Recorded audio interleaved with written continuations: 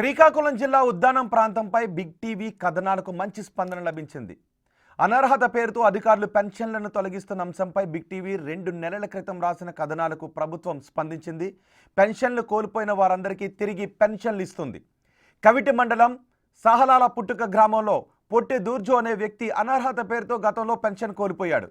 ఇలాంటి వాళ్ళు ఆ ప్రాంతంలో చాలా మంది ఉన్నారు. అయితే చిన్న చిన్న కారణాలతో పెన్షన్లను తొలగించొద్దని, బాధితులను ఆదుకోవాలని బిగ్ టీవీ పలు కథనాలను రాసుకొచ్చింది.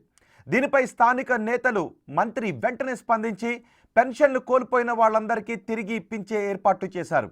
దీంతో పొట్టి దూర్జో బిగ్ టీవీకి కృతజ్ఞతలు చెబుతూ వాట్సాప్ స్టేటస్లు పెట్టుకున్నారు. ఆయన ఒక్కరికే కాకుండా చాలామంది తిరిగి పెన్షన్లు పొందడంలో బిగ్ టీవీ కథనం ఓ కారణమైంది. సాలాలపుట్టు మండలం కవిటి. అయితే నాకు ఇప్పుడు కిడ్నీ జబ్బు వచ్చింది. కిడ్నీ జబ్బు వస్తే శ్రీకాకుళంలో వెళ్ళాము. అయితే అక్కడ కిడ్నీ పాలమని చెప్పారు గవర్నమెంట్లో. అక్కడ ఒక 15 రోజులు నాకు ఉంచారు. తర్వాత ఇంటికి పంపించేశారు. అక్కడ నుంచి వారానికి 3 సార్లు కానీ 2 సార్లు డయాలసిస్ చేయాలమ్మా ఈ మనిషికి అని చెప్పారు. అయితే చాలా కష్టమైంది. పేదోళ్ళని ఏం డబ్బులు ఎక్కడేం లేవు, కష్టపడితే తినేటోళ్ళము.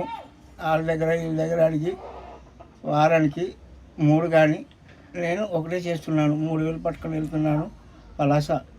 అది హాస్పిటల్ భీమారావు హాస్పిటల్లో. నెలకి వారానికి 3 కానీ నా దగ్గర డబ్బులు లేక ఒకటే చేసుకుంటున్నాను 3,000 ఇచ్చి. నాకు 2 ఆడబిడ్డలు, నా భార్య కష్టపడి అక్కడ ఇక్కడ వాళ్ళలో వీళ్ళు తల కాళ్ళు పట్టుకొని నాకు చేపిస్తుంది. కానీ ఇంతవరకు ఏ పెద్దలు అనేది ఇప్పటికీ ఇంకా నా దగ్గరికి రాలేదు. కానీ ఈ ద్వారా అందరికీ తెలియచేయాలని నేను ఈ సోంపేట అడిగినాను. అక్కడ సీట్లు ఇప్పుడు ఖాళీ లేవన్నారు. అయితే కవిటి వెళ్ళాము, అక్కడ లేదు అన్నారు. అయితే ఫోన్ చేసి చెప్తామమ్మా అని అన్నారు. ఫోన్ చేస్తారేమో. హాస్పిటల్లో వాళ్ళు చీటీ రాసిస్తే బయట కొనాలంటే 2,000 దాకా మందులు అవుతున్నాయి. కానీ మందులు కూడా కొనలేకపోతున్నాను. 500లో అలాగా కొంటున్నాను మందులు.